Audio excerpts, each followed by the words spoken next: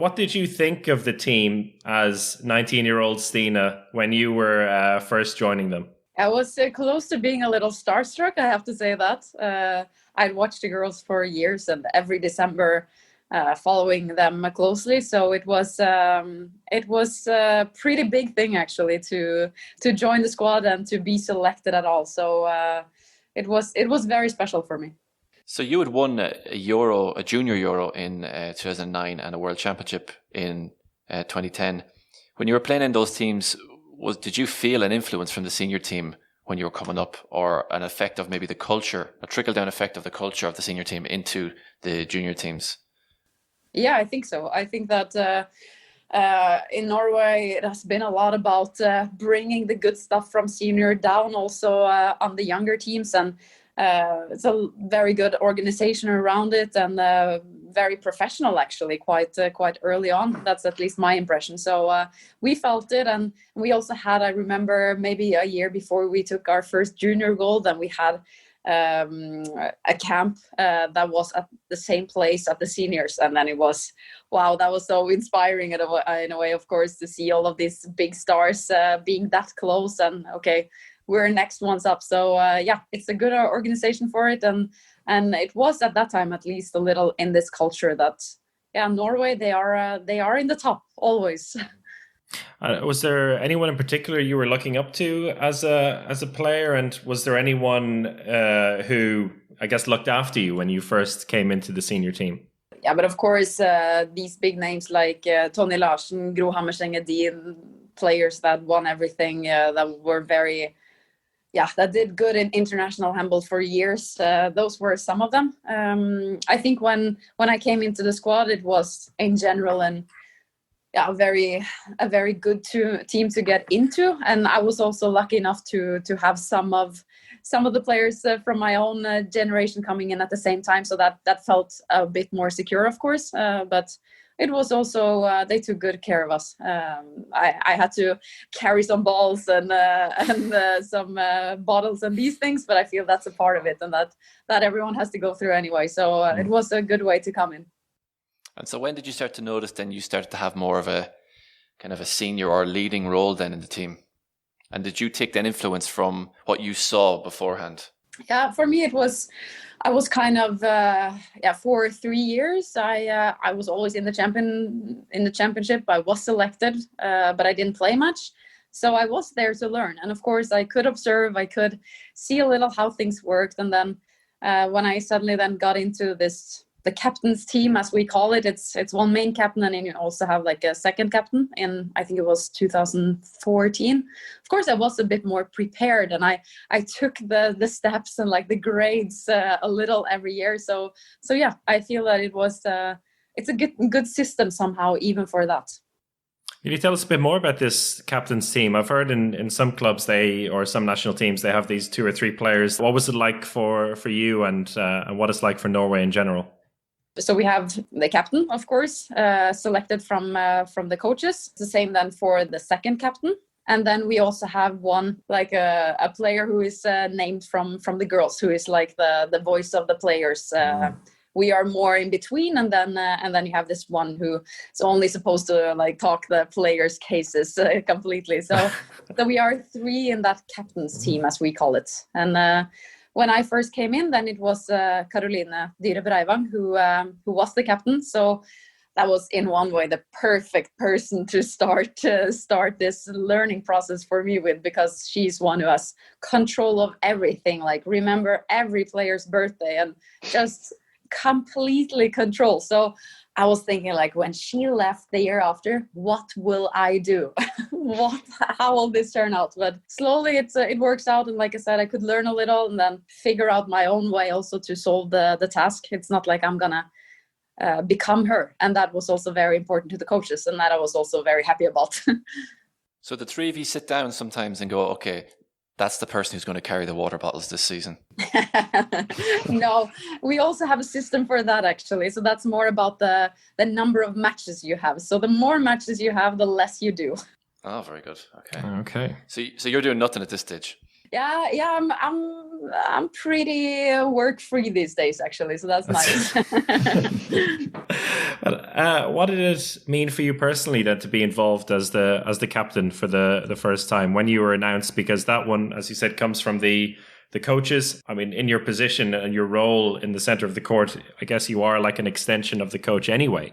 But to also be considered as the leader of this team by the coaches, what did it mean to you on a personal level? So when I first got the captain's role, then in 2015, I think I was first of all I was actually terrified. I was a little scared and felt a lot of pressure on it. On the other hand, it's also such an honor. Even it's I was very proud as well, and it was big shoes to fill, but a task that I felt that I at least have some qualities that I could build myself, or like I could put myself into it and do it well. So I feel, of course, I needed some time to figure out a little, and still now I of course in every tournament and all of these things I feel some extra responsibility, and there are extra things that I have to be in charge of somehow, but I'm dealing with it, and I am proud, but it can still be challenging, of course.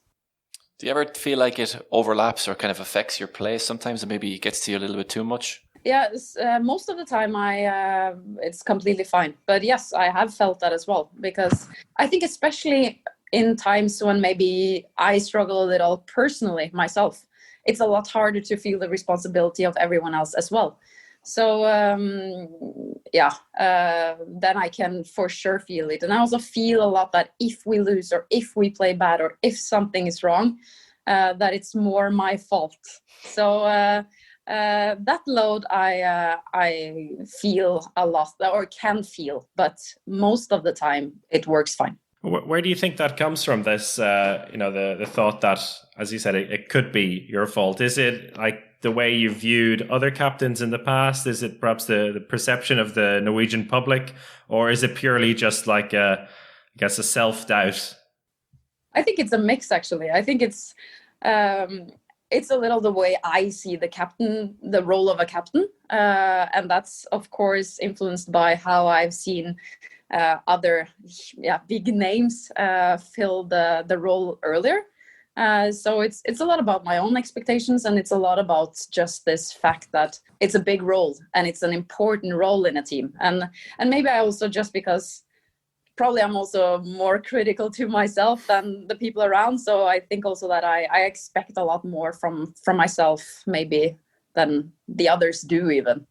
Do you ever feel like the pressure from the fans that you as a captain need to be something really extraordinary, or is it more something that comes internally from you? I think it mostly comes internally, and that it's more my perception of how the others around see it as well.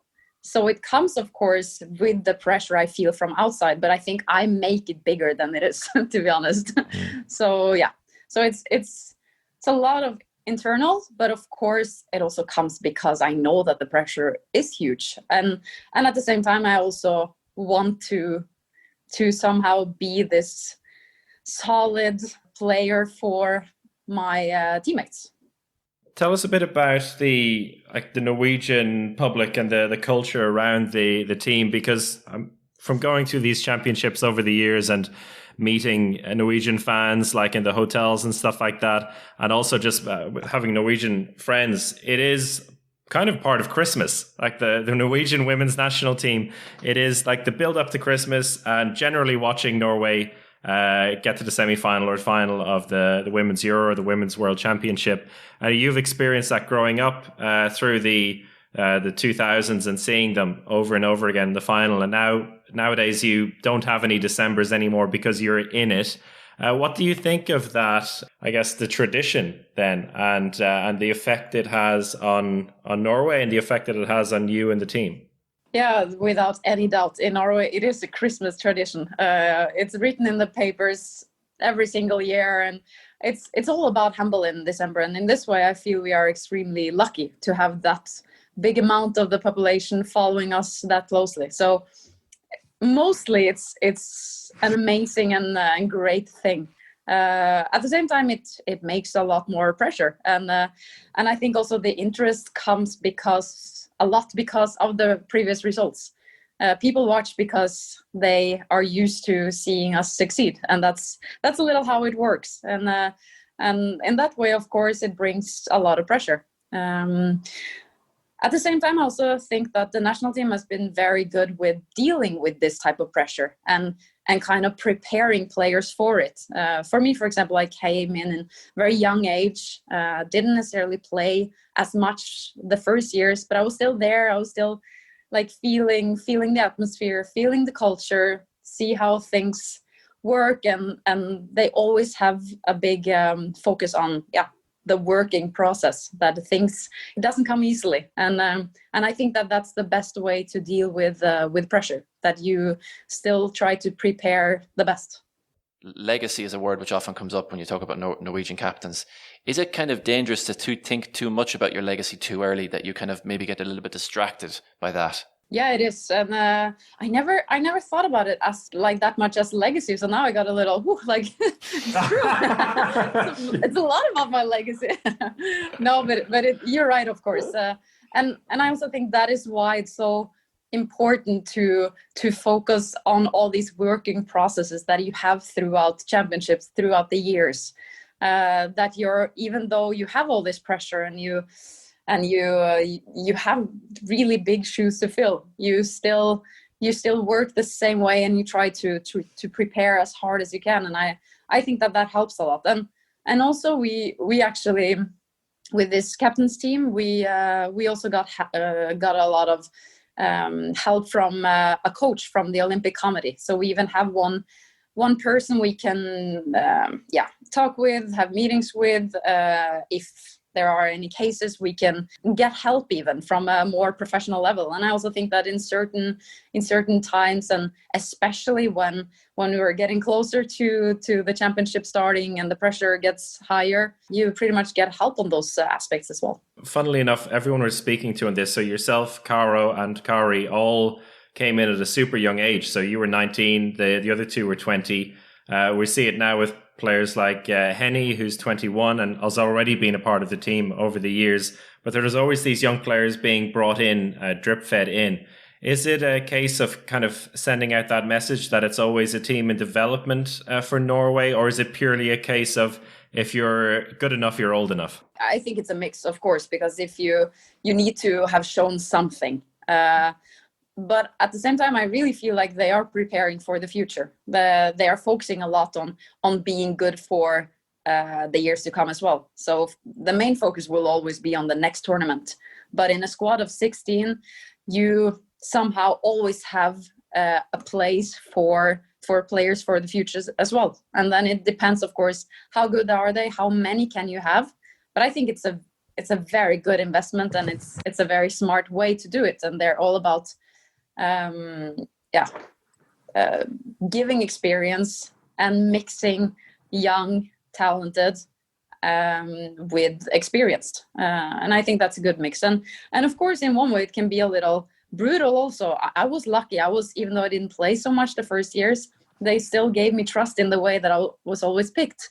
So they also need to be quite.